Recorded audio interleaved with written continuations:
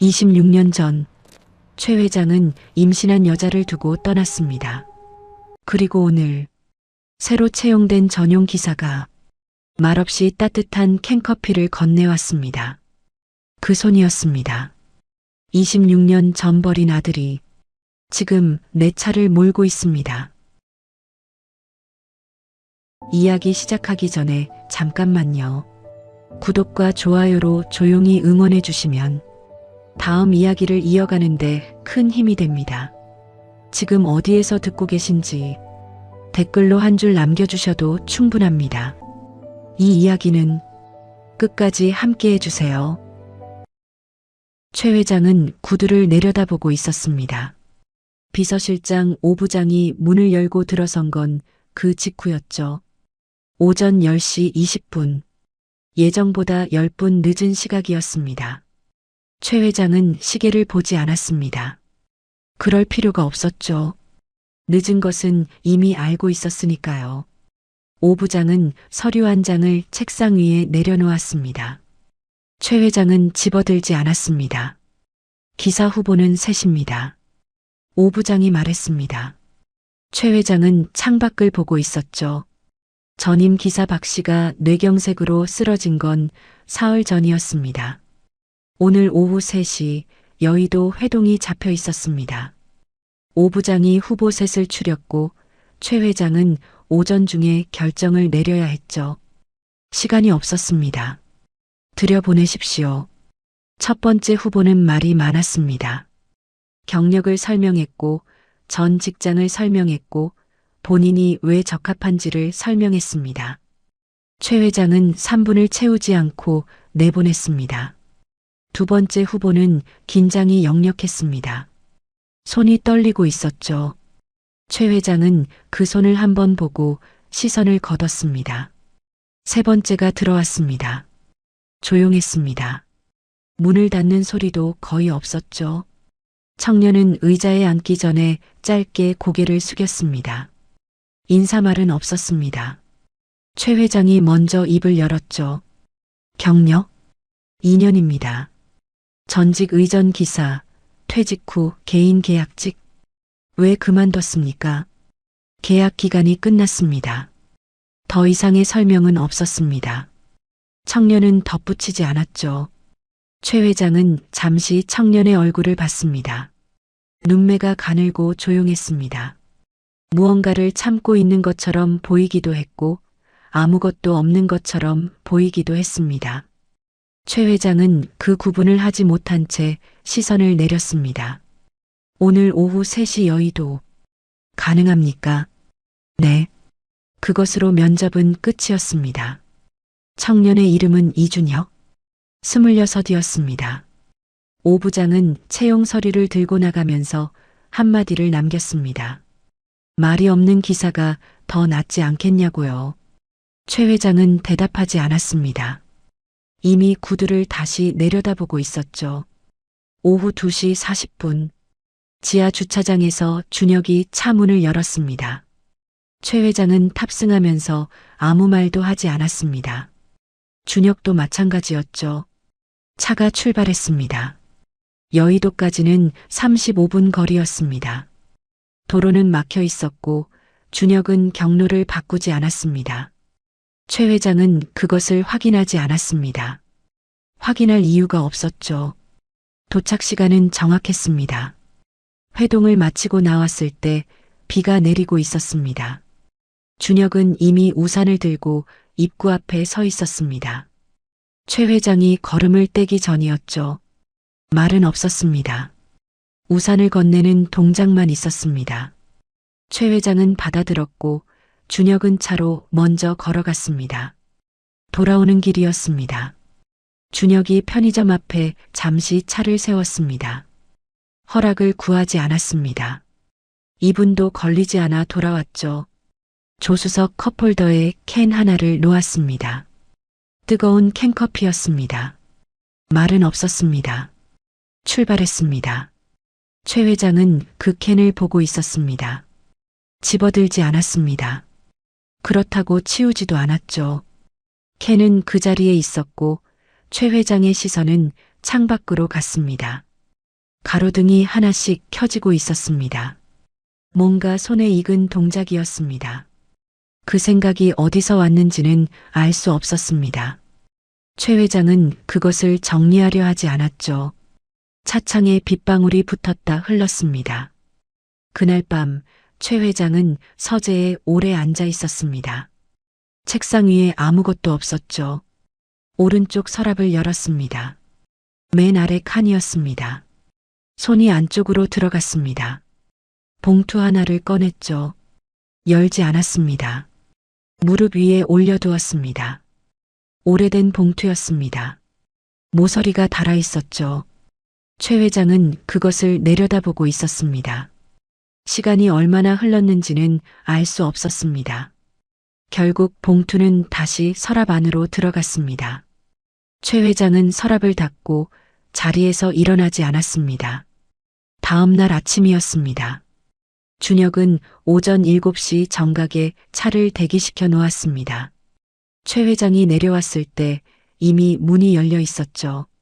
최 회장은 탑승하며 시계를 봤습니다. 정확했습니다. 출근 도중 신호 대기 중이었습니다. 준혁의 핸드폰이 진동했습니다. 준혁은 받지 않았죠. 잠시 후 다시 진동했습니다. 이번엔 짧게 화면을 확인하고 내려놓았습니다. 최 회장은 그것을 백미러로 봤습니다.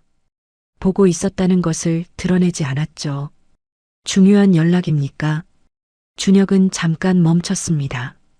아닙니다. 그것으로 끝이었습니다. 차는 다시 움직였죠. 최 회장은 창밖을 봤습니다. 백미러에 비친 준혁의 눈이 잠깐 거울 안에 있었습니다. 가늘고 조용한 눈이었습니다. 최 회장은 그 눈에서 시선을 거뒀습니다.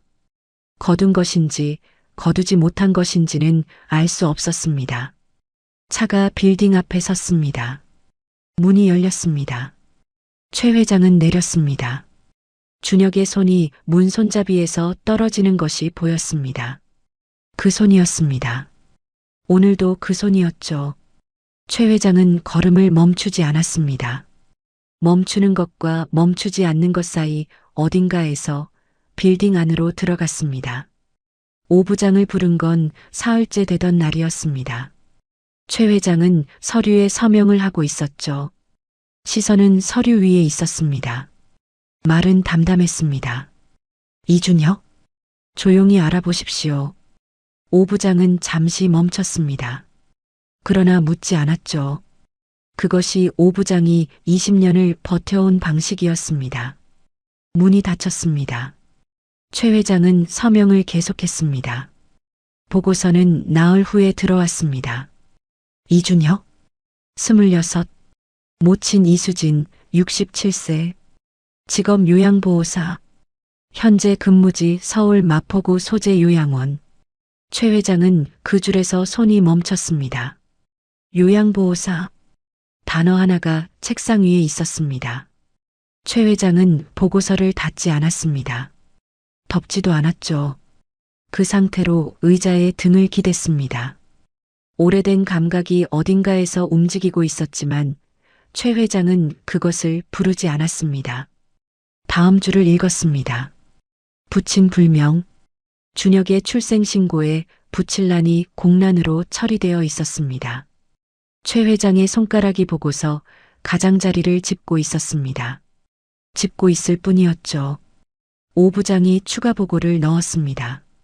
준혁이 채용 이전에 통화한 번호가 확인됐다고 했습니다. 상대는 유경그룹 소속 차량관리 외주업체 직원이었습니다. 유경그룹. 최 회장이 3년째 경쟁 중인 곳이었죠.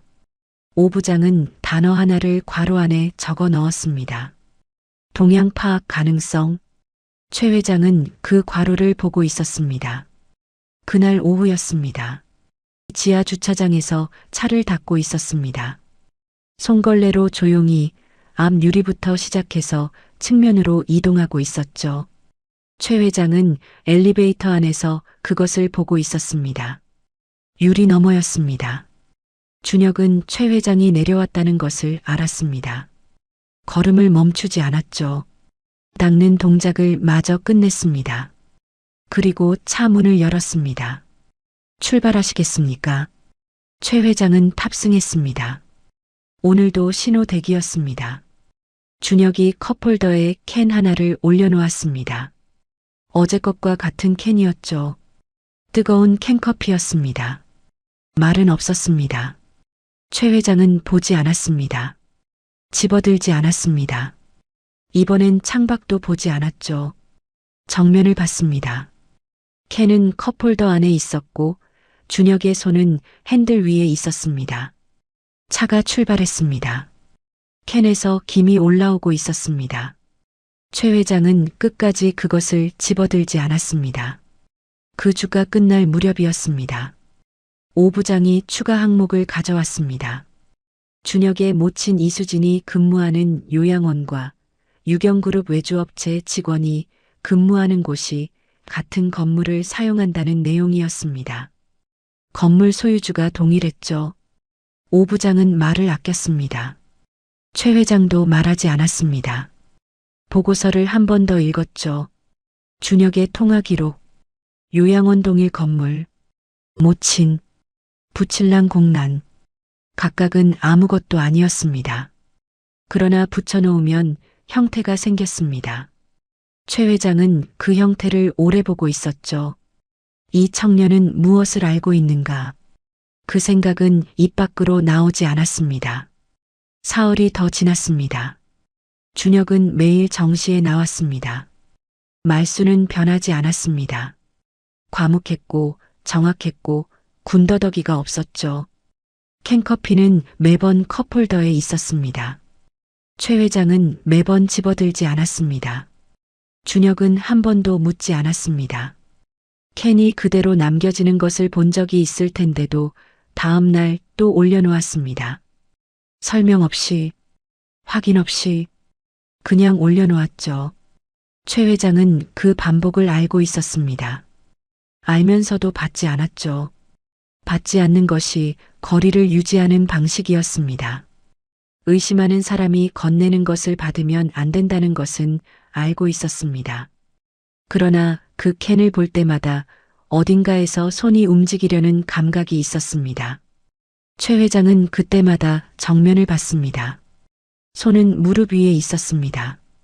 그 주 금요일 저녁이었습니다. 최 회장은 늦게까지 사무실에 남아 있었습니다. 준혁은 지하 주차장에서 기다리고 있었죠. 최 회장이 내려왔을 때 준혁은 핸드폰을 귀에 대고 있었습니다. 통화 중이었습니다. 최 회장이 나타나자 짧게 끊었습니다. 죄송합니다. 누구와 통화했습니까? 준혁이 잠깐 멈췄습니다. 어머니입니다. 최 회장은 준혁의 얼굴을 봤습니다. 준혁은 시선을 내리지 않았습니다. 거짓말을 하는 눈이 아니었습니다. 그러나 그것이 거짓말이 아니라는 증거도 아니었죠. 차에 탔습니다. 조용히 출발했습니다.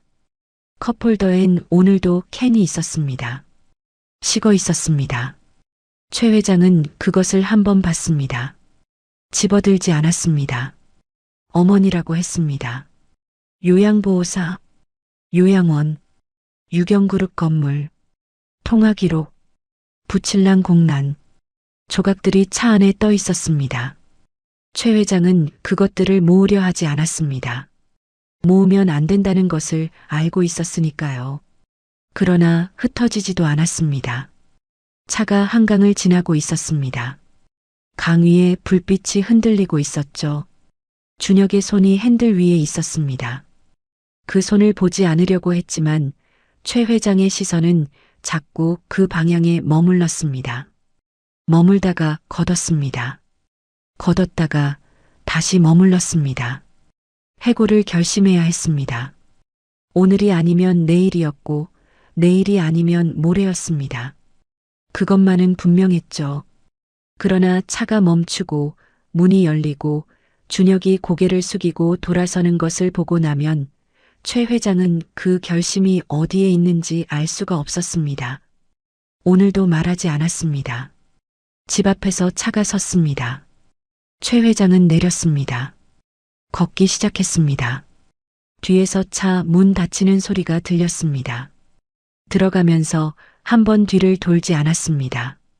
돌지 않는 것이 이 청년과의 거리를 지키는 마지막 방법이었습니다. 그러나 오늘 그 이유가 무엇인지는 설명할 수 없었습니다. 해고 통보를 결심한 건 월요일 아침이었습니다. 최 회장은 출근 전 서재에 앉아 있었습니다. 오 부장에게 문자를 넣었죠.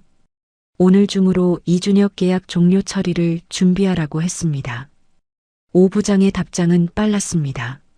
확인했다는 두 글자였죠. 최 회장은 핸드폰을 뒤집어 놓았습니다. 서랍을 열지 않았습니다. 오른쪽 서랍 맨 아래 칸이었습니다. 손이 가지 않았죠. 최 회장은 자리에서 일어났습니다. 넥타이를 고쳐 맸습니다. 엘리베이터를 탔습니다. 지하 주차장이었습니다. 준혁은 이미 차 앞에 서 있었습니다. 오전 7시 정각이었죠. 최 회장이 내려오는 것을 보고 차 문을 열었습니다. 말이 없었습니다. 오늘도 말이 없었죠. 탑승했습니다. 컵홀더에 캔이 있었습니다. 오늘도 뜨거운 캔커피였습니다. 최 회장은 보지 않았습니다. 정면을 봤죠. 차가 출발했습니다. 오늘 오후에 말할 것이었습니다. 오전 일정을 마쳤습니다. 점심은 혼자 먹었습니다. 오 부장이 서류를 들고 들어왔죠. 계약 종료 관련 서류였습니다. 최 회장은 서명하지 않았습니다. 서류를 책상 위에 뒤집어 놓았습니다. 오후에 하겠습니다. 오 부장이 나갔습니다. 최 회장은 창밖을 봤습니다. 말은 오후에 할 것이었습니다. 이미 결심한 것이었죠. 달라진 것은 없었습니다. 서명을 오후로 미룬 것뿐이었습니다. 그것뿐이었죠. 오후 2시였습니다. 오 부장이 다시 들어왔습니다. 서류를 가지러 온 것이 아니었죠. 다른 봉투를 들고 있었습니다. 추가 확인 사항입니다. 최 회장은 받아들었습니다. 지난주 이준혁의 통화 기록 재검토 결과였습니다. 유경그룹 외주업체 직원과의 통화 내용이 확인됐다고 했죠. 통화 목적은 동향 파악이 아니었습니다. 상대 직원은 준혁의 모친이 입원 중인 병원 원무과 관련 민간 행정대행업체 소속이었습니다. 준혁은 병원비 분할 납부 일정을 문의하고 있었습니다. 스파이가 아니었습니다. 최 회장은 그 줄을 2번 읽었습니다. 오 부장은 아무 말도 하지 않았습니다. 할 말이 없는 사람의 침묵이었죠. 잠시 후 문이 닫혔습니다. 최 회장은 봉투를 책상 위에 내려놓았습니다. 내려놓고 일어서지 않았습니다. 창밖에 구름이 지나가고 있었습니다. 병원비, 분할 납부, 모친, 요양보호사, 유경그룹은 없었습니다. 처음부터 없었던 것이었죠. 최 회장이 만든 형태였습니다. 조각들을 붙여서 만든 형태였죠. 실제로는 아무 형태도 없었습니다. 그러나 최 회장은 그 사실을 지금 이 자리에서 정리하지 못했습니다.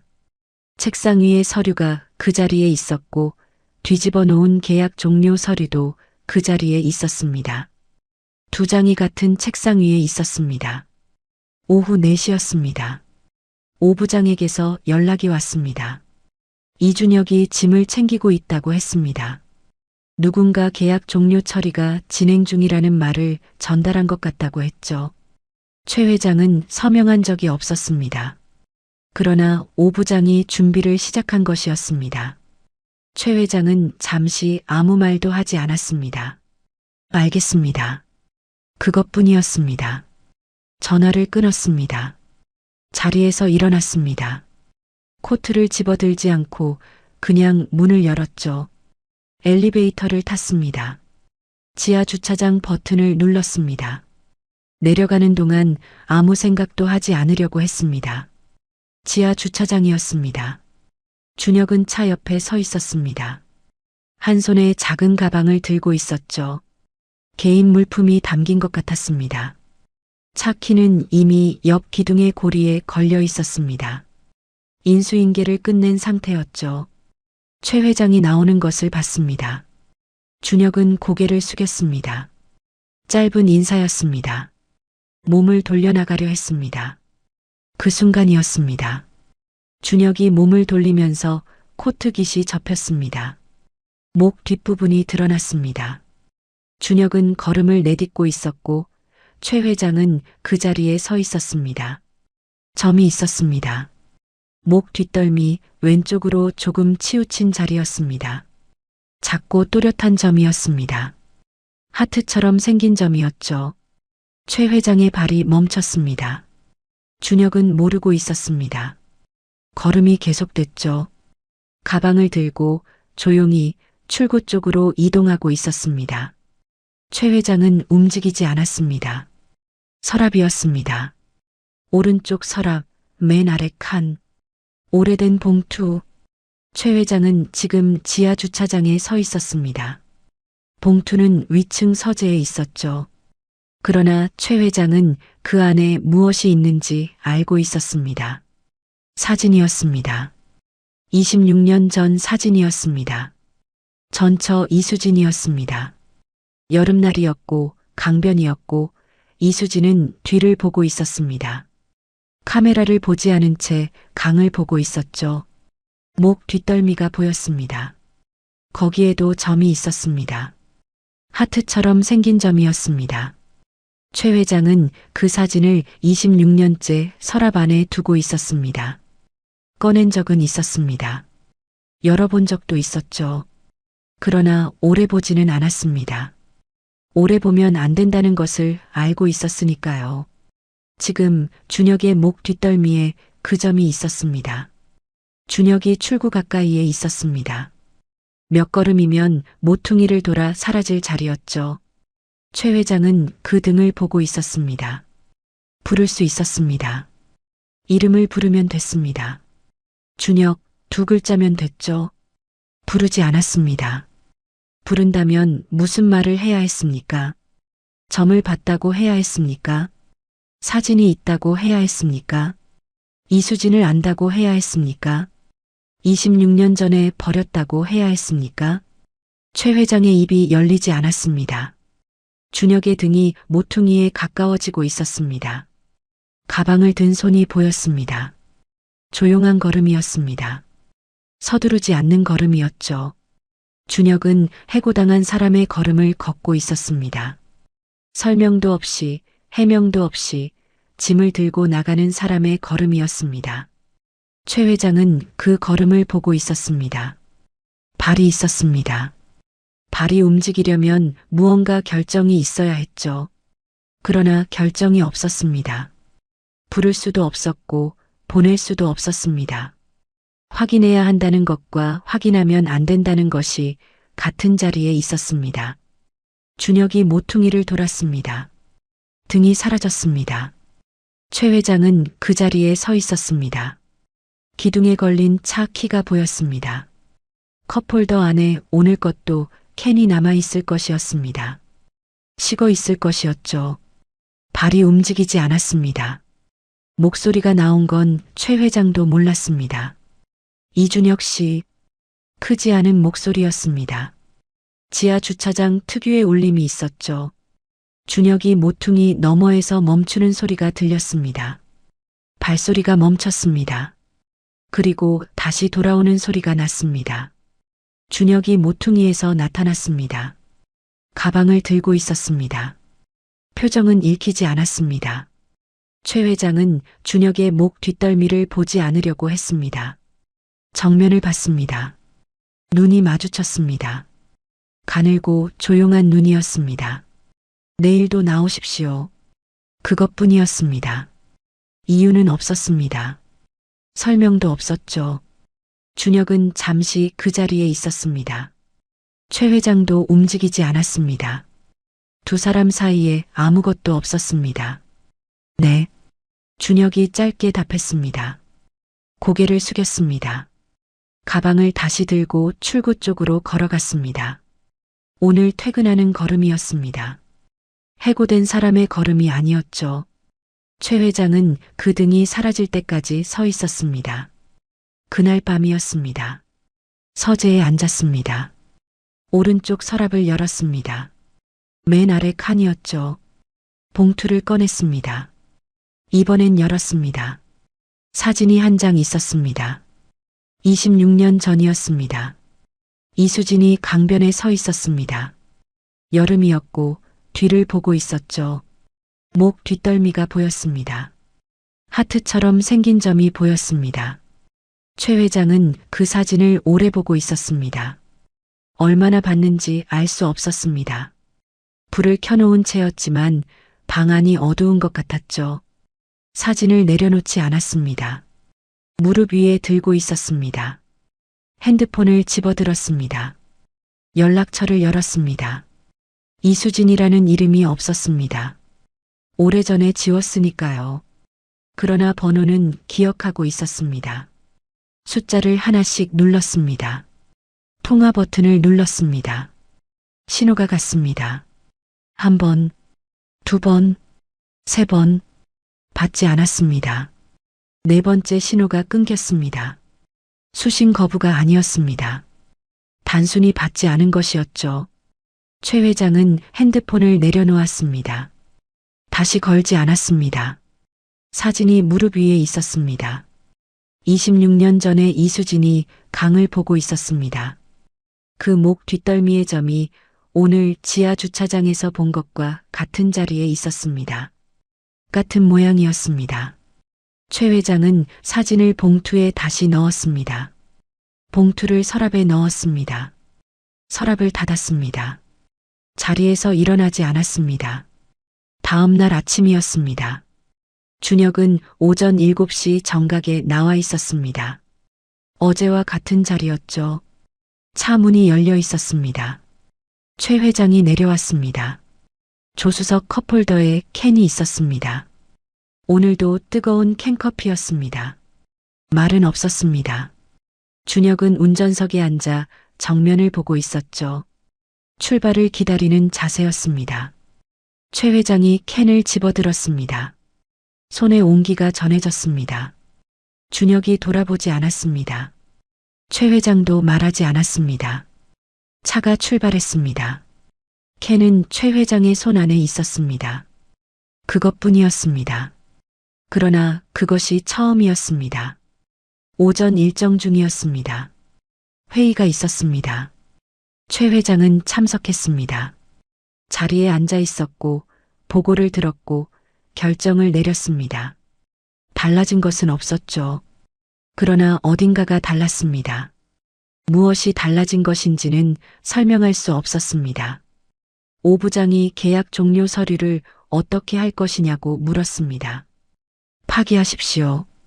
오 부장은 고개를 숙였습니다. 더 묻지 않았죠. 오후였습니다. 외부 일정이 끝났습니다. 준혁이 차를 대고 있었습니다. 최 회장이 나오는 것을 보고 문을 열었습니다. 최 회장이 탔습니다. 한강을 지나는 길이었습니다. 강 위에 빛이 있었습니다. 최 회장은 창밖을 보다가 말했습니다. 잠깐 세워주십시오. 준혁이 즉시 차를 갓길에 세웠습니다. 최 회장이 내렸습니다. 강 쪽을 봤습니다. 바람이 있었습니다. 서늘한 바람이었죠. 준혁은 차 안에 있었습니다. 최 회장은 강가에 서 있었습니다. 아무것도 하지 않았습니다. 전화를 꺼내지 않았습니다. 누군가를 부르지 않았습니다. 걷지도 않았습니다. 서 있었습니다.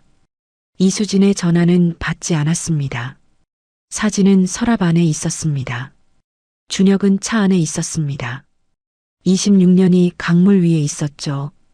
최 회장은 그것을 건너지 않았습니다. 건너는 방법을 모르고 있었습니다. 건너야 한다는 것은 알고 있었습니다. 방법이 없었습니다. 뒤에서 창문 내려가는 소리가 났습니다. 준혁이 창을 열었습니다. 말은 없었습니다. 기다리고 있다는 것을 알리는 방식이 그것이었습니다. 최 회장은 돌아보지 않았습니다. 강을 보고 있었습니다. 오래전 여름날 이 강변 어딘가에서 이수진이 뒤를 보고 서 있었습니다. 카메라를 보지 않고 강을 봤죠. 최 회장은 그날 셔터를 눌렀습니다. 사진 한 장을 찍었습니다. 그리고 그 후로 이수진을 버렸습니다. 사진만 남겼습니다. 서랍 안에 26년 동안 두었습니다. 그것이 자신이 할 수 있는 전부라고 생각했습니다. 생각한 것도 아니었습니다. 그냥 그렇게 됐죠. 최 회장의 손이 주머니 안에 있었습니다. 쥐고 있었습니다. 무엇을 쥔 것이 아니었습니다. 주먹이었습니다. 주먹을 쥔 채 서 있었죠. 준혁이 차 안에서 기다리고 있었습니다. 26년 동안 몰랐던 아들이 아버지를 위해 차 안에서 기다리고 있었습니다. 아들인지 확인하지 못했습니다. 확인하는 방법을 알고 있었지만 쓰지 못했습니다. 말을 꺼낼 수 없었고 꺼낸다 해도 무슨 자격으로 해야 할지 몰랐습니다. 강바람이 지나갔습니다. 최 회장의 눈이 젖어 있었습니다. 닦지 않았습니다. 닦는 동작조차 할 수 없었죠. 그냥 서 있었습니다. 강을 보고 있었습니다. 뒤에서 준혁이 기다리고 있었습니다. 최 회장은 아직 돌아서지 못했습니다. 돌아서면 무언가가 시작될 것 같았습니다. 시작될 준비가 됐는지 알 수 없었습니다. 그래서 조금 더 서 있었습니다. 강은 흐르고 있었습니다. 준혁은 기다리고 있었습니다. 최 회장은 26년을 등에 지고 길가에 서 있었습니다. 돌아서지 못한 채로 아이 못 낳는다고 쫓겨난 며느리, 20년 뒤 장례식장 앞 벤치에서 내린 아들, 그리고 그가 한마디 했습니다. 그날 우리 엄마를 쫓아낸 분 아직 기억하시죠? 시작하기 전에요. 구독과 좋아요 한번 눌러주시면 저에게 정말 큰 힘이 됩니다. 여러분의 응원이 다음 이야기를 이어갑니다. 이 이야기는 끝까지 보셔야 합니다. 1990년대 말 전라도의 작은 읍내에는 오래된 기와집들이 줄지어 서 있었습니다. 그중 한 집, 박씨 집안의 안채에서 김정희는 아침부터 부산하게 움직이고 있었어요. 32살의 정희는 결혼한 지 5년째 되는 새댁이었습니다. 며느리 아침상 아직이야? 시어머니 최말순의 목소리가 들렸습니다. 60살의 말순은 이 집안에서 가장 목소리가 큰 사람이었어요. 집안대를 잇는 것을 인생의 사명처럼 여기는 분이었습니다. 네, 어머니. 금방 올리겠습니다. 정희는 재빨리 밥상을 들고 사랑채로 향했습니다. 손은 바쁘게 움직였지만 마음은 무거웠어요. 요즘 시어머니의 눈초리가 예전보다 더 차갑다는 걸 느끼고 있었으니까요. 남편 박영수는 공장에 다니는 성실한 사람이었습니다.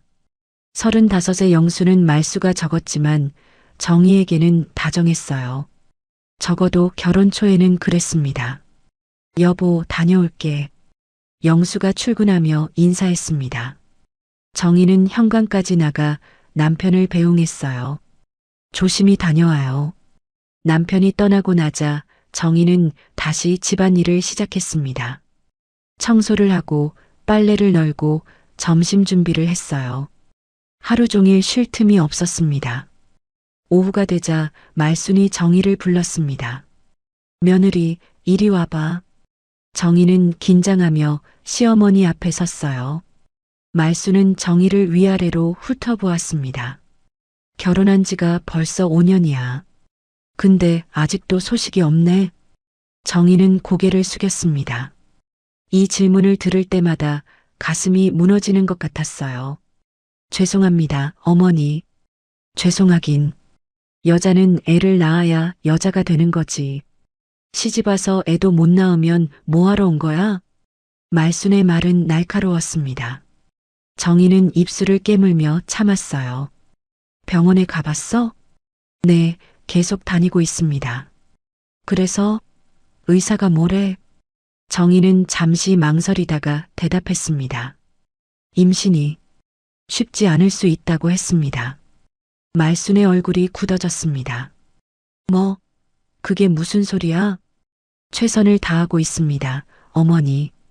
약도 먹고 치료도 받고 있어요. 말수는 혀를 찼습니다. 쓸데없는 약만 먹고 돈만 축내네. 그래가지고 우리 집안대를 어떻게 이어? 정희는 아무 말도 할 수 없었습니다. 눈물이 핑 돌았지만 참았어요. 시어머니 앞에서 우는 모습을 보이고 싶지 않았습니다. 저녁이 되어 영수가 돌아왔습니다. 정희는 저녁상을 차리며 남편을 살폈어요. 영수는 피곤한 얼굴로 밥을 먹고 있었습니다. 여보, 오늘 회사는 어땠어요? 정희가 조심스럽게 물었습니다. 영수는 짧게 대답했어요. 그냥 그래. 예전 같았으면 회사 이야기도 하고 재미있는 일도 말해줬는데 요즘은 달랐습니다.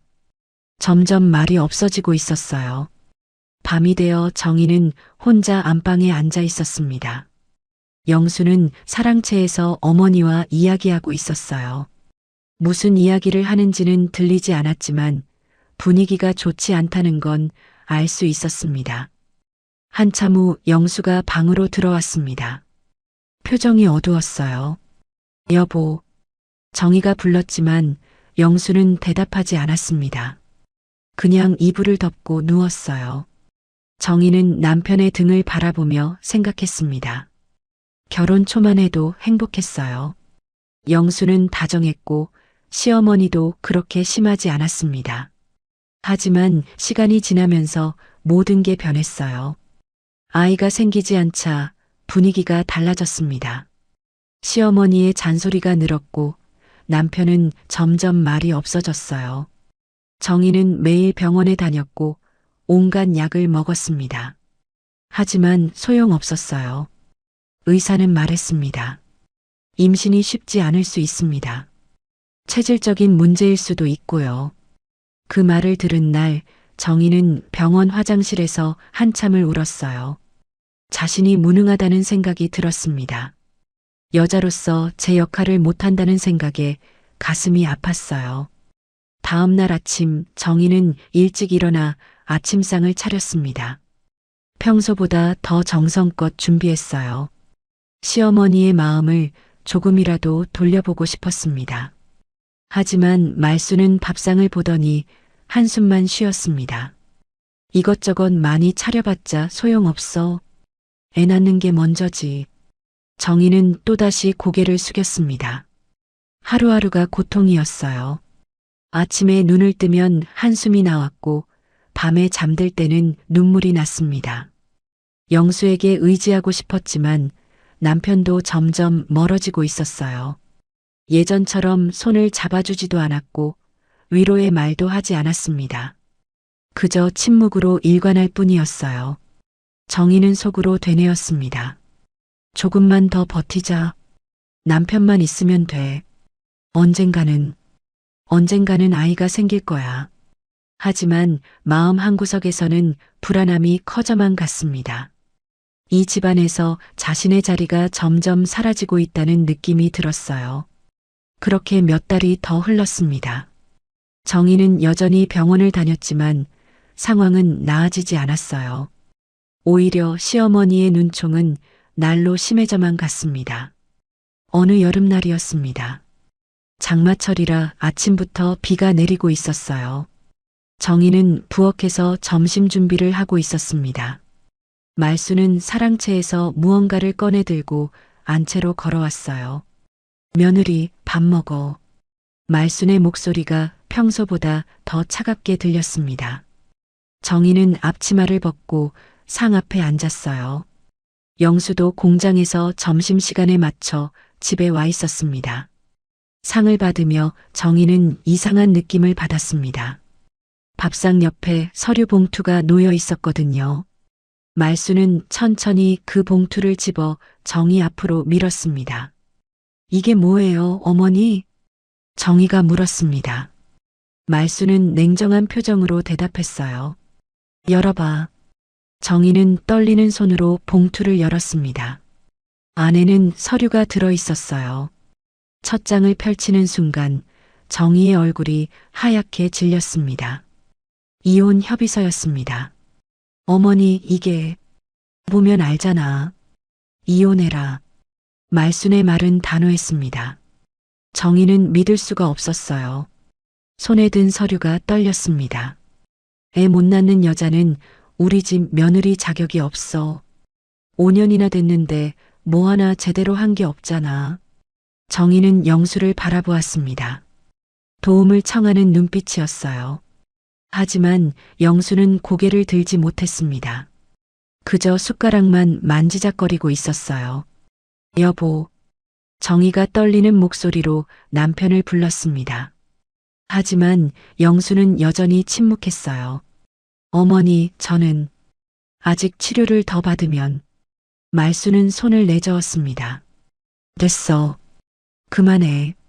돈만 축내고 시간만 버리고 우리 영수는 대를 이어야 해. 너 같은 여자 붙들고 있을 시간 없어. 정희의 눈에서 눈물이 흘러내렸습니다. 어머니, 제발 기회를 한 번만 더 주세요. 조용히 해. 말순의 목소리가 커졌습니다. 내가 뭘 더 해? 5년 동안 기회는 충분히 줬어. 이제 그만 포기해. 정희는 다시 영수를 바라보았습니다. 남편은 여전히 아무 말이 없었어요. 정희는 가슴이 무너지는 것 같았습니다. 남편이 자신을 지켜주지 않는다는 사실이 가장 아팠어요. 영수야, 너도 할 말 없어? 말순이 아들에게 물었습니다. 영수는 잠시 망설이다가 작게 말했어요. 어머니 뜻을 따르겠습니다. 그 한마디에 정희의 마지막 희망이 사라졌습니다. 남편마저 자신을 버린 겁니다. 서류에 도장 찍어. 빨리. 말순이 도장을 내밀었습니다. 정희는 서류를 바라보았어요. 눈물 때문에 글씨가 흐릿하게 보였습니다. 지금 당장은 못하겠어요. 정희가 떨리는 목소리로 말했습니다. 그럼 언제 할 건데? 시간을 좀 주세요. 말수는 혀를 찼습니다. 시간? 5년도 모자라. 정희는 자리에서 일어났습니다. 더 이상 이 자리에 있을 수가 없었어요. 방에 좀 다녀오겠습니다.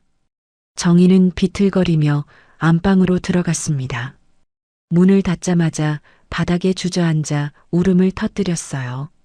소리내지 않으려 입을 막았지만 눈물은 멈출 수가 없었습니다. 몇 시간이 지났을까요? 해가 지고 어둠이 내렸습니다. 비는 여전히 내리고 있었어요. 정희는 방 안에 홀로 앉아 생각했습니다.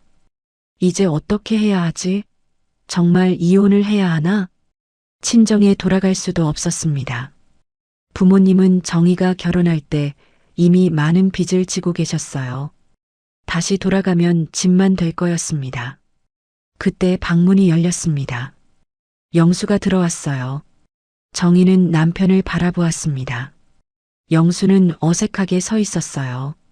정희야, 왜 아무 말도 안 했어요? 정희의 목소리는 떨리고 있었습니다. 어머니 앞에서 나를 지켜줄 생각은 안 했어요? 영수는 고개를 숙였습니다. 미안해. 나도 어쩔 수가 없었어. 어쩔 수 없다고요? 당신은 내 남편이잖아요. 정희의 목소리가 커졌습니다. 영수는 힘없이 말했어요. 어머니 말씀이 틀린 것도 아니잖아. 우리 결혼한 지 5년이 됐는데. 그래서 나를 버리는 거예요? 영수는 대답하지 못했습니다. 정희는 남편을 보며 깨달았어요. 이 사람도 결국 자신을 떠날 거라는 걸 말입니다. 나가요. 보기 싫어요. 정희가 말했습니다. 영수는 잠시 망설이다가 방을 나갔어요. 홀로 남은 정희는 창밖을 바라보았습니다. 빗소리만 들릴 뿐 세상은 조용했어요. 정희는 결심했습니다. 이 집에 더 이상 있을 수 없어. 나가야 해. 그날 밤 정희는 작은 보따리를 쌌습니다. 옷 몇 벌과 통장, 그리고 남편이 준 반지 하나뿐이었어요. 다른 건 아무것도 가져가지 않았습니다. 새벽녘 비가 조금 잦아들었을 때 정희는 집을 나섰습니다. 현관문을 열자 차가운 공기가 얼굴을 스쳤어요. 뒤에서 말순의 목소리가 들렸습니다. 다시는 발 들이지 마라. 정희는 뒤돌아보지 않았습니다. 그냥 앞만 보고 걸었어요. 보따리를 꼭 안고 빗길을 걸었습니다. 읍내 버스 정류장까지 걸어가는 동안 정희는 눈물을 흘렸습니다. 서러웠고 억울했고 무엇보다 외로웠어요. 하지만 동시에 다짐했습니다. 언젠가 내가 꼭 아이를 낳을 거야. 그리고 그 아이는 내가 지킬 거야. 절대로 빼앗기지 않을 거야. 버스가 왔습니다. 정희는 보따리를 들고 버스에 올랐어요. 창밖으로 점점 멀어지는 읍내를 바라보았습니다. 5년 동안 살았던 곳이 아득하게 사라져갔어요. 정희는 속으로 말했습니다. 잘 있어요. 다신 안 올 거예요. 버스는 서울로 향했습니다. 정희는 창밖을 바라보며 생각했어요. 어디로 가야 할지, 무엇을 해야 할지 막막했습니다. 하지만 한 가지는 확실했어요. 다시는 그 집으로 돌아가지 않을 거라는 것 말입니다. 서울에 도착한 정희는 역 근처를 배회했습니다. 가진 돈은 얼마 되지 않았어요. 친정에 갈 수도 없었고 아는 사람도 없었습니다. 결국 정희는 쪽방촌을 찾아갔어요. 한 달에 10만 원입니다.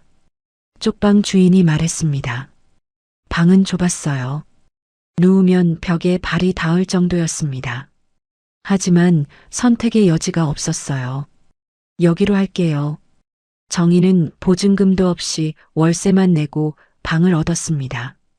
짐을 풀고 나니 방은 더욱 좁아 보였어요. 정희는 바닥에 앉아 한참을 멍하니 있었습니다. 다음 날부터 정희는 일자리를 찾아다녔습니다. 식당, 슈퍼, 공장 할 것 없이 다녔어요. 하지만 쉽지 않았습니다. 경력도 없고 배운 것도 없는 정희를 받아주는 곳이 많지 않았어요. 일주일쯤 지났을 때 작은 식당에서 일할 수 있게 되었습니다. 설거지하고 청소하면 돼. 하루에 10,000원 줄게. 식당 주인 아주머니가 말했습니다. 정희는 고개를 끄덕였어요. 적은 돈이었지만 지금으로서는 감사했습니다. 매일 아침 7시에 식당에 나가서 밤 10시까지 일했습니다. 설거지를 하고 바닥을 닦고 손님 시중을 들었어요. 손은 거칠어졌고 허리는 아팠습니다. 하지만 정희는 참았어요. 한 달이 지났습니다. 정희는 월세를 내고 나니 손에 남은 돈이 거의 없었어요. 하루 한 끼로 버티는 날도 많았습니다. 어느 날 정희는 몸이 좋지 않다는 걸 느꼈습니다. 어지럽고 속이 메스꺼웠어요. 처음에는 피곤해서 그런가 보다 했습니다. 하지만 증상이 계속되자 정희는 불안해졌습니다. 혹시 무슨 병이 아닐까 걱정이 되었어요. 병원에 갈 돈도 없었지만 견딜 수가 없었습니다. 결국 정희는 동네 보건소를 찾아갔습니다. 간호사가 정희를 진찰실로 안내했어요. 어디가 불편하세요? 의사가 물었습니다. 정희는 증상을 설명했어요. 의사는 고개를 끄덕이며 진찰을 했습니다. 검사를 좀 해봐야겠네요. 잠깐만 기다리세요. 정희는 대기실에서 한참을 기다렸습니다. 불안한 마음에 손을 꼭 쥐고 있었어요. 한참 후 의사가 정희를 다시 불렀습니다. 정희는 긴장하며 진찰실로 들어갔어요. 검사 결과가 나왔습니다. 의사는 잠시 정희를 바라보다가 말했습니다. 축하드립니다. 임신하셨어요. 그 순간 정희는 귀를 의심했습니다. 네, 뭐라고요? 임신이에요. 대략 6주 정도 되신 것 같네요. 정희는 말을 잃었습니다. 임신이라니 믿을 수가 없었어요. 병원에서는 임신이 어렵다고 했는데 기적처럼 아이가 생긴 겁니다. 정말 임신인가요? 네, 확실합니다. 건강하게 잘 자라고 있어요. 정희는 눈물이 주르륵 흘러내렸습니다. 기쁨과 두려움이 동시에 밀려왔어요. 드디어 아이가 생겼지만 혼자서 어떻게 키워야 할지 막막했습니다. 보건소를 나온 정희는 한참을 길거리에 서 있었습니다. 손으로 배를 쓰다듬었어요. 아직 아무것도 느껴지지 않았지만 그 안에 생명이 자라고 있다는 게 신기했습니다. 쪽방으로 돌아온 정희는 바닥에 주저앉아 울었습니다. 기쁨의 눈물이자 두려움의 눈물이었어요. 아가야, 엄마가 너를 지켜줄게. 꼭 지켜줄게. 정희는 배에 손을 얹고 다짐했습니다. 하지만 곧 현실적인 문제가 닥쳤어요. 남편에게 알려야 하나? 시댁에 알려야 하나? 정희는 고민했습니다. 알리면 아이를 빼앗길지도 몰라.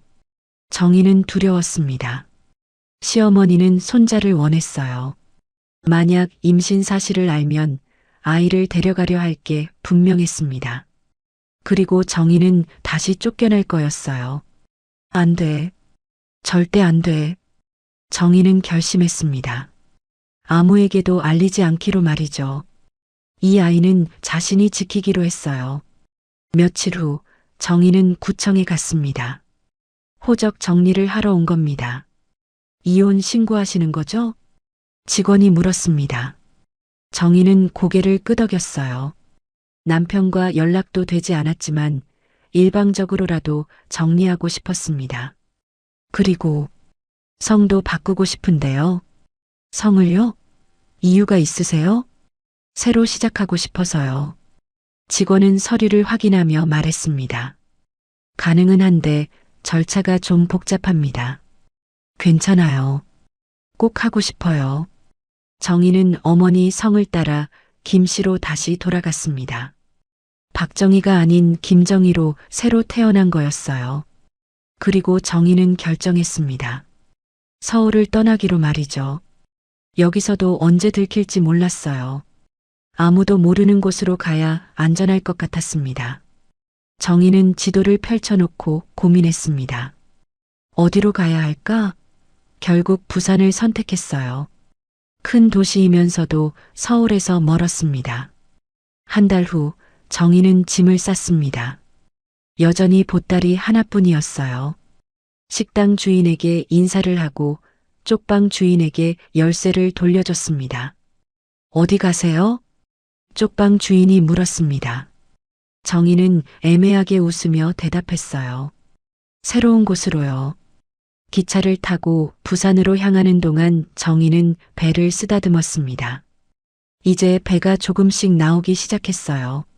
아가야, 우리 새로운 곳에서 시작하자. 엄마가 열심히 살게. 너를 위해서. 창밖으로 풍경이 빠르게 지나갔습니다. 정희는 미래를 생각했어요. 힘들겠지만 해낼 수 있을 것 같았습니다. 아이를 위해서라면 무엇이든 할 수 있을 것 같았어요. 20년이 흘렀습니다. 세월은 빠르게 지나갔어요. 부산에 정착한 정희는 악착같이 살았습니다. 처음에는 작은 분식집에서 일했고 몇 년 후에는 식당 주방 보조로 일했어요. 임신한 몸으로도 쉬지 않았습니다. 아들 준호를 낳던 날을 정희는 평생 잊을 수 없었어요. 혼자서 병원에 갔고 혼자서 출산했습니다. 아이를 처음 안았을 때 정희는 울었어요. 너는 엄마가 꼭 지켜줄게. 호적에 아이 이름을 올릴 때 정희는 고민했습니다. 성을 어떻게 해야 할지 말이죠. 결국 박준호라고 올렸어요. 아버지의 성을 따르는 게 맞다고 생각했습니다. 하지만 아이에게는 절대 아버지 얘기를 하지 않기로 했어요. 준호는 조용한 아이로 자랐습니다. 말수는 적었지만 눈빛은 또렷했어요. 엄마가 힘들게 사는 걸 어린 나이에도 알았습니다. 정희는 밤낮 없이 일했습니다. 낮에는 식당에서 일하고 밤에는 청소 일을 했어요. 준호는 엄마가 일하는 동안 혼자 집에서 기다렸습니다. 엄마 다녀왔어요? 어린 준호가 현관에서 엄마를 맞이했습니다. 정희는 아들을 안으며 미안한 마음이 들었어요. 그래, 준호야. 배고프지? 엄마가 밥 해줄게. 괜찮아요. 저라면 끓여 먹었어요. 초등학생이 된 준호는 스스로 라면을 끓여 먹었습니다. 정희는 가슴이 아팠어요.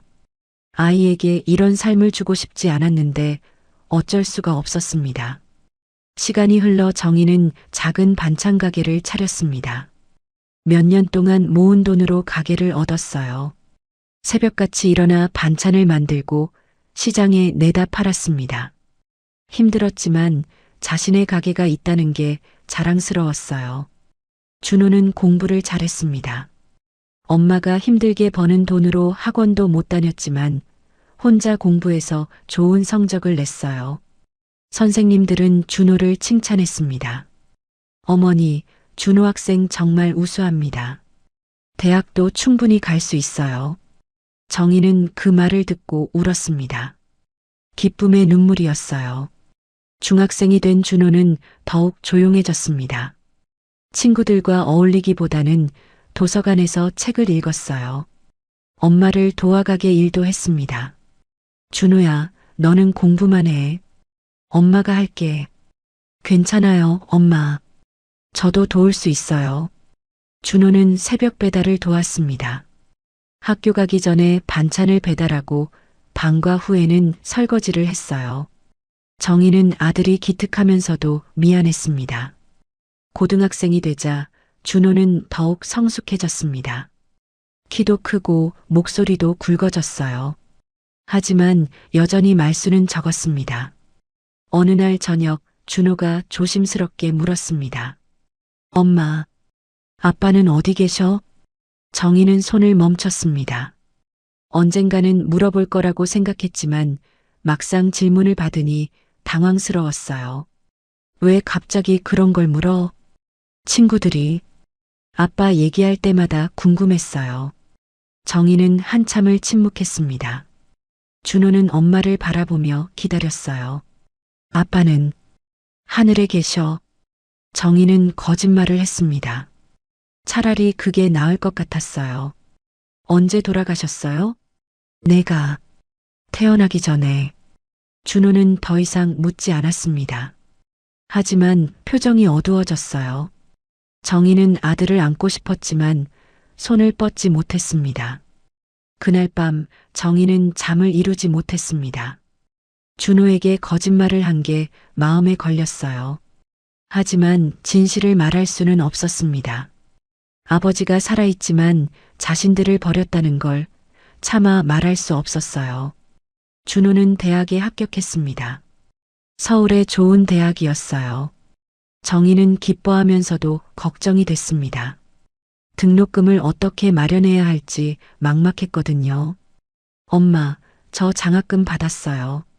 그리고 아르바이트 하면서 다닐 수 있어요. 준호야. 괜찮아요, 엄마. 제가 알아서 할게요. 준호는 20살이 되었습니다. 조용하지만 눈빛은 단단했어요. 엄마가 힘들게 산 걸 다 알고 있었습니다. 서울로 올라가던 날 준호는 엄마를 꼭 안았습니다. 엄마, 제가 꼭 성공할게요. 엄마 편하게 해드릴게요. 정희는 아들의 등을 토닥이며 눈물을 흘렸어요. 그래, 준호야. 엄마는 내가 건강하기만 하면 돼. 하지만 준호의 눈빛에는 다른 의지가 담겨 있었습니다.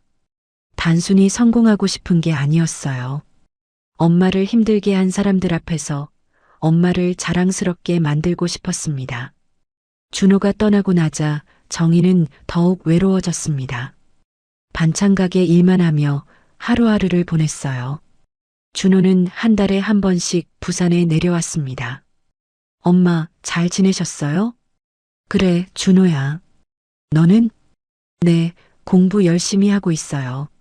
준호는 학교 생활에 대해서는 많이 말하지 않았습니다. 다만 눈빛이 점점 더 날카로워지고 있었어요. 20대 중반이 된 준호는 대학을 졸업하고 취직했습니다. 큰 기업이었어요. 정희는 아들이 자랑스러웠습니다. 엄마, 이제 제가 엄마 모실게요. 아니야, 준호야. 너는 내 인생 살아. 하지만 준호는 고집스러웠습니다. 매달 생활비를 보내왔고 정희에게 가게를 정리하라고 했어요. 엄마, 이제 그만 쉬세요. 평생 고생하셨잖아요. 정희는 아들의 마음이 고마웠습니다. 하지만 한편으로는 불안했어요. 준호의 눈빛에서 뭔가 다른 걸 느꼈거든요. 어느 가을 저녁이었습니다. 정희는 반찬 가게를 정리하고 집으로 돌아왔어요. 텔레비전을 켜고 저녁 뉴스를 보고 있었습니다. 피곤한 하루였지만 뉴스를 보는 게 유일한 휴식이었어요. 앵커의 목소리가 들렸습니다. 전라도 지역 유력 기업인 박영수 회장이 오늘 별세했습니다. 정희는 그냥 흘려들으려다가 멈췄습니다. 박영수? 그 이름이 귀에 박혔어요. 화면에는 한 남성의 사진이 떠올랐습니다. 나이 든 얼굴이었지만 정희는 알아볼 수 있었어요. 20년 전 자신을 지켜주지 못했던 그 남자, 남편이었던 박영수였습니다.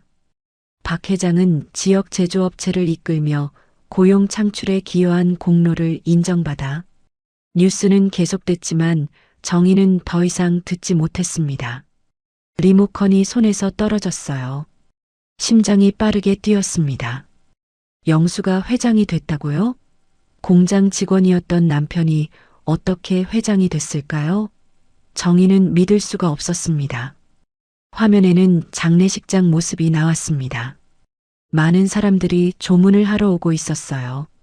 그 중에는 시어머니 최말순의 모습도 보였습니다. 20년이 지나 많이 늙었지만 여전히 꼿꼿한 모습이었어요. 정희는 소파에 주저앉았습니다. 가슴이 답답했어요. 20년 전 그날이 떠올랐습니다. 빗속을 걸어 나오던 그날, 쫓겨나던 그날 말이죠. 며칠이 지났습니다. 정희는 평소처럼 가게 일을 했지만 마음은 복잡했어요. 뉴스에서 본 장면이 자꾸 떠올랐습니다. 그날 오후 정희의 휴대폰이 울렸습니다. 모르는 번호였어요. 여보세요? 김정혜 씨 맞으십니까? 낯선 남성의 목소리였습니다. 네, 그런데요. 저는 박영수 회장 장례식 담당자입니다. 혹시 박준호 씨 어머니 되십니까? 정희는 숨이 멎는 것 같았습니다. 왜 그러시죠? 호적을 확인하다가 박준호라는 이름을 발견했습니다. 혹시 고인과 관련이 있으신지 확인차 연락드렸습니다. 정희는 손이 떨렸습니다. 20년 만에 발각된 거였어요. 저는 관계없는 사람입니다. 하지만 호적상으로는 잘못 보신 겁니다. 저는 모르는 분이에요. 정희는 급히 전화를 끊었습니다. 휴대폰을 쥔 손이 떨렸어요. 가슴이 두근거렸습니다. 들켰다. 준호의 존재가 들켰어. 정희는 패닉에 빠졌습니다. 어떡하지? 저 사람들이 준호를 찾아올까? 정희는 당장 준호에게 연락하고 싶었지만 참았어요.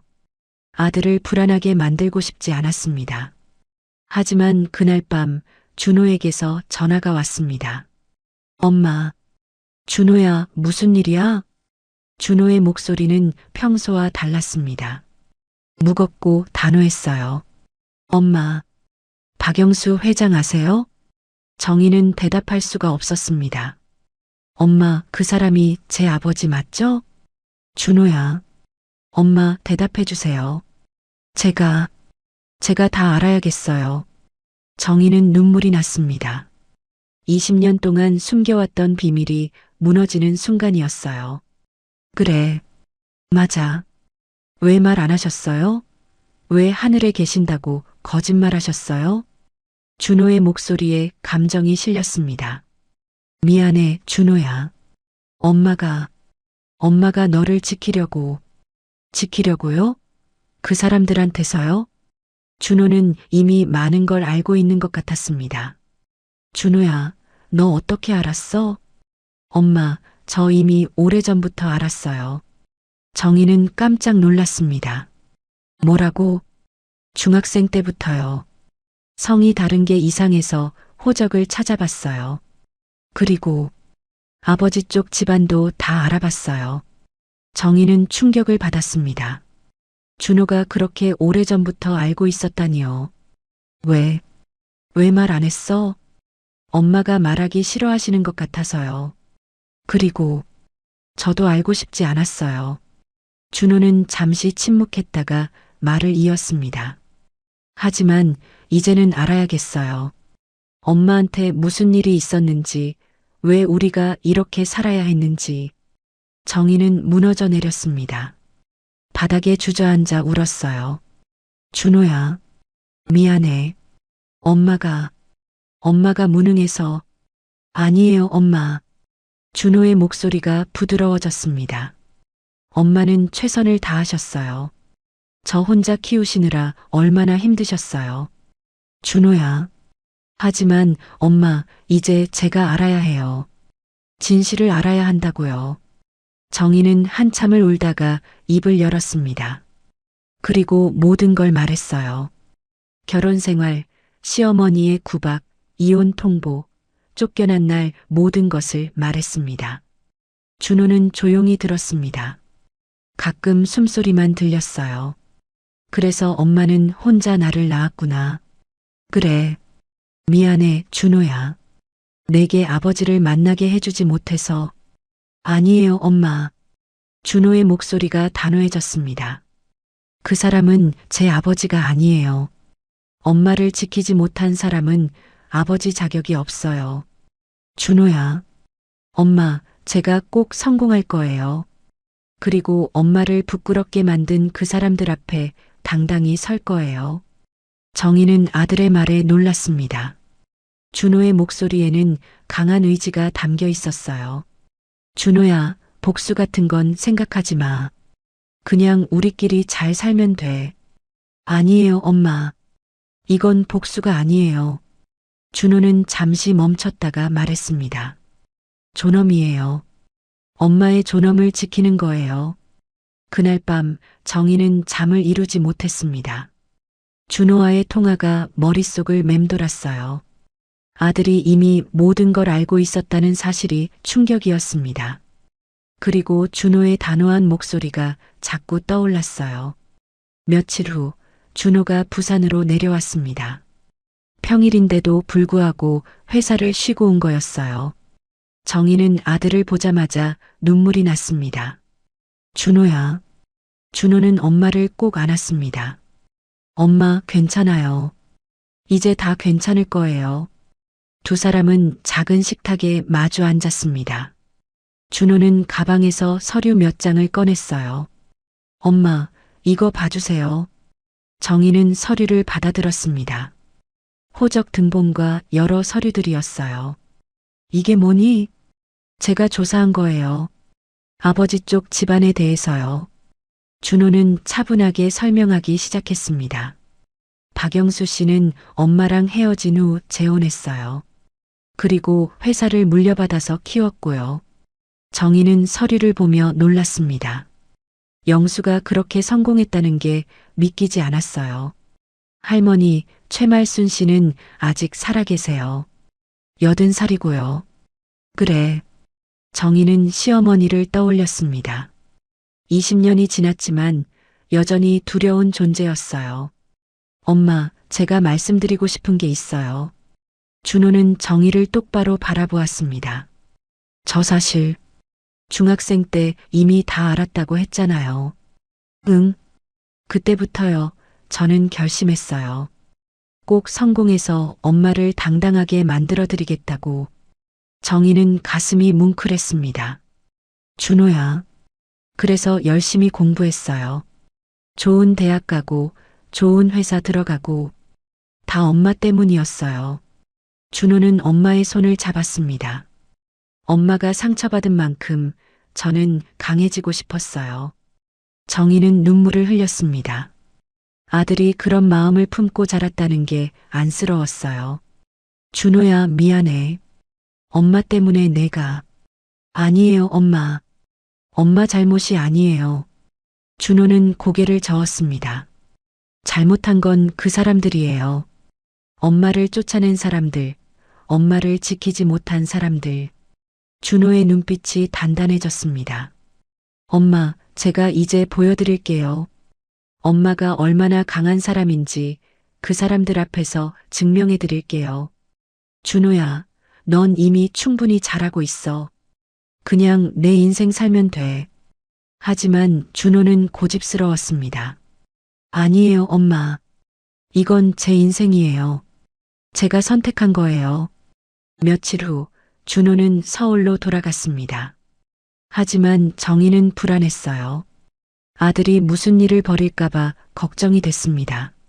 한 달쯤 지났을 때 준호에게서 전화가 왔습니다.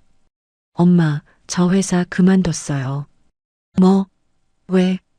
정희는 깜짝 놀랐습니다. 좋은 회사였는데 왜 그만뒀을까요? 제 사업을 시작하려고요. 사업? 준호야, 그게 무슨... 엄마, 걱정하지 마세요.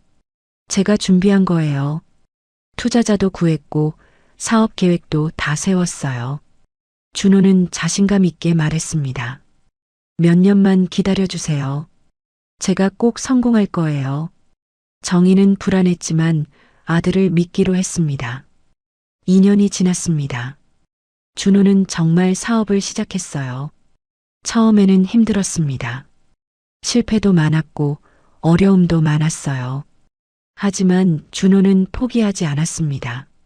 정희는 부산에서 준호를 응원했습니다. 가끔 서울로 올라가 아들을 보면 준호는 지쳐 보였어요. 하지만 눈빛만은 여전히 강했습니다. 준호야, 너무 무리하지 마. 괜찮아요, 엄마. 조금만 더 하면 돼요. 3년째 되던 해 준호의 사업이 자리를 잡기 시작했습니다. 작은 성공이었지만 희망이 보였어요. 5년째 되던 해 준호는 큰 계약을 따냈습니다. 회사가 급성장하기 시작했어요. 정희는 뉴스에서 아들의 회사 이야기를 들었습니다. 신생 기업 준호테크, 파격적인 기술력으로 업계 주목. 정희는 텔레비전을 보며 울었습니다. 자랑스러웠어요. 7년째 되던 해 준호는 업계에서 인정받는 사업가가 되었습니다. 이제 30 중반의 준호는 성공한 기업인이었어요. 어느 날 준호가 정희를 서울로 불렀습니다. 엄마, 서울로 올라오세요. 제가 집 마련했어요. 준호야, 엄마는 부산이 편해. 아니에요, 엄마. 이제 엄마 모실 거예요. 평생 고생하셨잖아요. 정희는 결국 서울로 올라갔습니다. 준호가 마련한 집은 좋은 동네에 있는 아파트였어요. 준호야, 이게 다 내 돈이니? 네, 엄마. 이제 편히 사세요. 정희는 아들이 대견했습니다. 혼자 키운 아이가 이렇게 훌륭하게 자랐다는 게 믿기지 않았어요. 어느 저녁 준호가 조용히 말했습니다. 엄마, 제가 내일 전라도에 갈 일이 있어요. 전라도? 무슨 일로? 사업상 미팅이에요. 준호는 잠시 머뭇거리다가 말했습니다. 그리고 박영수 회장 장례식에 가려고요. 정희는 깜짝 놀랐습니다. 준호야, 왜? 엄마, 제가 가야 해요. 이제 때가 됐어요. 준호의 눈빛은 단호했습니다. 엄마를 쫓아낸 사람들 앞에서 제가 엄마의 아들이라는 걸 보여줄 거예요. 정희는 두려웠습니다. 준호야, 괜히 가지 마. 그 사람들 만나면. 엄마, 괜찮아요. 준호는 엄마를 안았습니다. 이제 저는 준비됐어요. 엄마의 존엄을 지킬 준비가요. 다음 날 아침 준호는 정장을 차려입었습니다. 검은색 양복에 흰 셔츠, 그리고 검은 넥타이였어요. 장례식에 어울리는 차림이었습니다. 정희는 아들을 바라보았습니다. 언제 이렇게 컸을까요? 의젓하고 당당한 모습이었어요. 엄마도 같이 갈까? 정희가 조심스럽게 물었습니다. 준호는 고개를 저었어요. 아니에요, 엄마. 제가 혼자 갈게요. 준호야, 혹시 무슨 일 생기면 걱정하지 마세요, 엄마. 저 이제 어른이에요. 준호는 엄마의 어깨를 꼭 잡았습니다. 엄마는 여기서 기다려주세요. 제가 다녀올게요. 준호는 집을 나섰습니다. 지하 주차장에는 검은색 벤츠가 서 있었어요. 준호가 최근에 산 차였습니다. 차를 몰고 전라도로 향하는 동안 준호는 많은 생각을 했습니다. 20년 전 엄마가 쫓겨났던 그곳, 자신의 뿌리가 있는 곳이었어요. 몇 시간 후 장례식장에 도착했습니다. 큰 건물이었어요. 많은 사람들이 드나들고 있었습니다. 준호는 차에서 내려 천천히 입구로 걸어갔어요. 입구에는 박영수 회장의 사진이 걸려 있었습니다. 준호는 그 사진을 보며 멈춰 섰어요.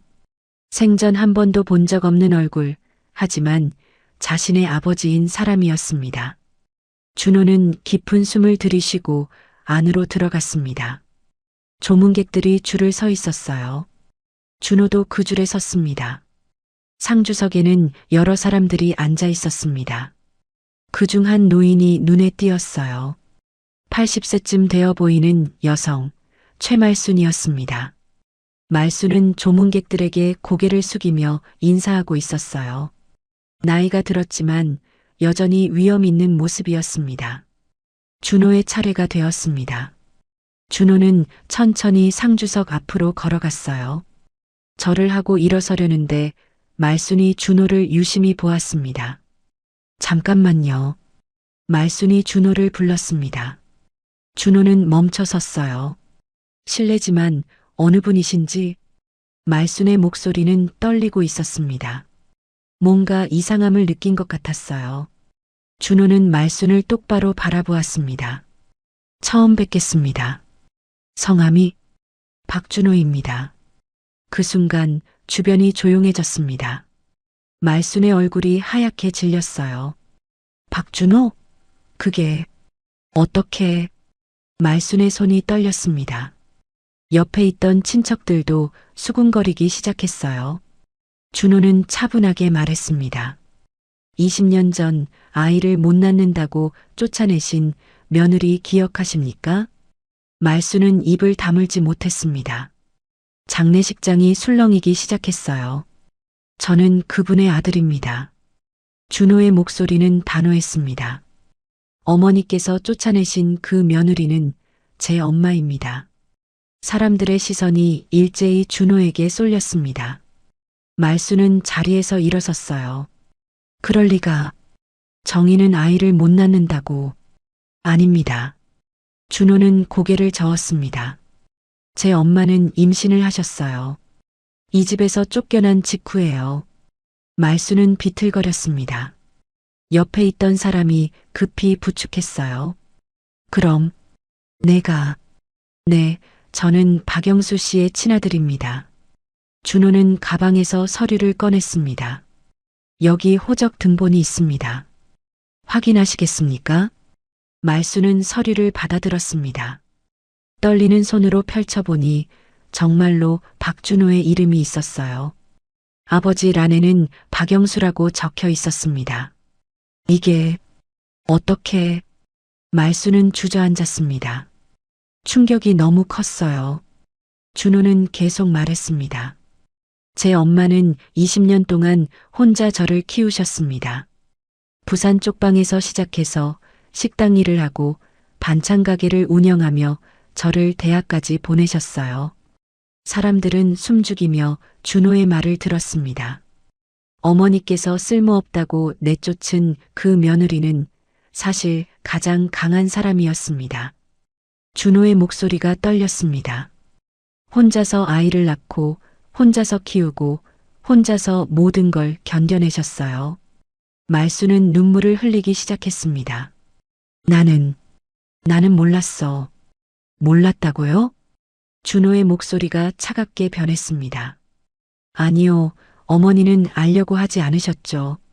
제 엄마가 얼마나 힘든지, 얼마나 외로운지. 준호는 말순을 바라보았습니다. 어머니는 그저 손자가 필요했을 뿐이죠. 며느리의 마음 따위는 중요하지 않았어요. 말순은 고개를 들지 못했습니다. 준호는 주변 사람들을 둘러보았습니다. 여러분, 제가 오늘 여기 온 이유는 복수가 아닙니다. 준호의 목소리가 커졌습니다. 제 엄마의 존엄을 지키기 위해서입니다. 엄마가 무능한 여자가 아니었다는 걸, 엄마가 훌륭한 사람이었다는 걸 증명하러 왔습니다. 사람들은 조용히 준호를 바라보았어요. 저는 이제 성공한 사업가입니다. 회사도 있고 돈도 있어요. 하지만 이 모든 건 제 엄마 덕분입니다. 준호는 상주석을 향해 절을 했습니다. 고인의 명복을 빕니다. 하지만 저는 이 집안의 일원으로 온 게 아닙니다. 단지 제 엄마를 대신해서 왔을 뿐입니다. 준호는 몸을 돌려나가려고 했습니다. 그때 말순이 준호의 팔을 붙잡았어요. 기다려. 제발. 말순의 목소리는 떨리고 있었습니다. 나를 용서해 줄 수 없겠니? 준호는 말순을 바라보았습니다. 용서는 제가 할 수 있는 게 아닙니다. 그건 제 엄마만이 할 수 있어요. 준호는 말순의 손을 조심스럽게 떼어냈습니다. 그리고 장례식장을 나섰어요. 뒤에서 말순의 울음소리가 들렸지만 준호는 뒤돌아보지 않았습니다. 차에 오른 준호는 한참을 그대로 앉아 있었습니다. 가슴이 두근거렸어요. 20년 동안 준비해온 순간이었지만 막상 끝나고 나니 허전했습니다. 서울로 돌아오는 길, 준호는 엄마에게 전화를 걸었습니다. 엄마, 저 지금 가고 있어요. 준호야, 무슨 일 없었어? 정희의 목소리는 불안해 보였습니다. 네, 괜찮아요. 곧 도착할게요. 집에 도착하자 정희가 현관에서 기다리고 있었습니다. 준호를 보자마자 달려와 안았어요. 준호야, 정말 괜찮아? 네, 엄마. 저 괜찮아요. 두 사람은 거실에 앉았습니다. 준호는 장례식장에서 있었던 일을 모두 말했어요. 정희는 조용히 들었습니다. 그래서 어머니가 용서를 구했구나. 네, 엄마. 근데 저는 엄마만이 용서할 수 있다고 했어요. 정희는 한참을 침묵했습니다. 20년 전 그날이 떠올랐어요. 빗속을 걸어 나오던 날, 쫓겨나던 그날 말입니다. 엄마, 어떻게 하실 거예요? 준호가 조심스럽게 물었습니다. 정희는 창밖을 바라보았어요. 모르겠다, 준호야. 솔직히 아직도 화가 나. 그 사람들 때문에 얼마나 힘들었는지. 정희의 목소리가 떨렸습니다. 하지만 동시에 이제 지친 것 같아. 미움을 계속 품고 사는 것도 힘들더라. 준호는 엄마의 손을 잡았습니다. 엄마 마음대로 하세요. 제가 옆에 있을게요. 며칠이 지났습니다. 어느 날 오후 정희의 휴대폰이 울렸어요. 모르는 번호였습니다. 여보세요? 정희야. 나야. 낯익은 목소리였습니다. 20년 만에 듣는 시어머니 말순의 목소리였어요. 어떻게 제 번호를 준호한테 물어봤어. 제발 한 번만 만나줄 수 없겠니? 정희는 망설였습니다. 준호가 옆에서 고개를 끄덕이며 격려했어요. 알겠습니다. 어디서 만날까요? 며칠 후 정희는 서울의 한 조용한 찻집으로 갔습니다. 준호가 함께 가려 했지만 정희는 혼자 가겠다고 했어요. 찻집에 들어서니 구석자리에 말순이 앉아 있었습니다. 80세가 된 말순은 많이 늙어 보였어요. 허리도 굽었고 손도 떨리고 있었습니다. 정희가 다가가자 말순은 자리에서 일어났습니다. 정희야. 앉으세요, 어머니. 두 사람은 마주 앉았습니다. 한참 동안 침묵이 흘렀어요. 말순이 먼저 입을 열었습니다. 정희야, 나는 정말 미안하다. 말순의 눈에서 눈물이 흘러내렸습니다. 내가 너한테 얼마나 큰 잘못을 했는지 이제야 알았어. 정희는 아무 말 없이 말순을 바라보았습니다. 너를 쫓아낸 것도 모자라서 내가 아이를 임신한 줄도 몰랐어. 아니, 알려고 하지도 않았지. 말수는 고개를 떨구었습니다. 내가 너무 대를 잇는 것만 생각했어. 며느리의 마음은 생각하지 않았지. 정희는 찻잔을 들어 차를 마셨습니다. 손이 떨렸어요. 정희야, 용서해 줄 수 없겠니? 말순이 정희의 손을 잡으려 했습니다. 하지만 정희는 손을 거뒀어요. 어머니. 정희의 목소리는 차분했습니다. 저는 어머니를 용서하러 온 게 아니에요. 말수는 얼굴을 들었습니다. 저는 그냥 이제 더 이상 어머니 때문에 아파하고 싶지 않아요.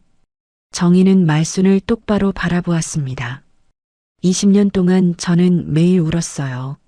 억울하고 분하고 서러웠어요. 정희야. 하지만 이제는 안 울고 싶어요. 더 이상 과거에 묶여 있고 싶지 않아요. 정희는 잠시 멈췄다가 말을 이었습니다. 저는 어머니를 용서할 수 없어요. 솔직히요. 말수는 고개를 숙였습니다. 하지만 미워하지도 않을 거예요. 그냥 잊을 거예요. 정희는 자리에서 일어났습니다. 저는 제 인생을 잘 살았어요. 어머니 없이도요. 준호도 훌륭하게 키웠고요. 말수는 눈물을 흘리며 정희를 바라보았습니다. 그러니까 어머니도 이제 저를 잊고 사세요. 우리는 더 이상 관계가 없는 사람들이니까요. 정희는 돌아서서 찻집을 나섰습니다. 뒤에서 말순의 울음소리가 들렸지만 정희는 멈추지 않았어요. 밖으로 나오니 준호가 차에서 기다리고 있었습니다. 엄마, 어떻게 됐어요? 정희는 아들을 보며 미소 지었습니다. 다 끝났어, 준호야.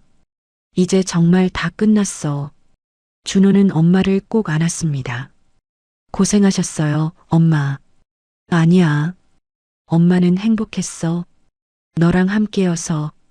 두 사람은 차에 올랐습니다. 준호가 운전을 하며 물었어요. 엄마, 어디 가고 싶으세요? 정희는 잠시 생각하다가 말했습니다.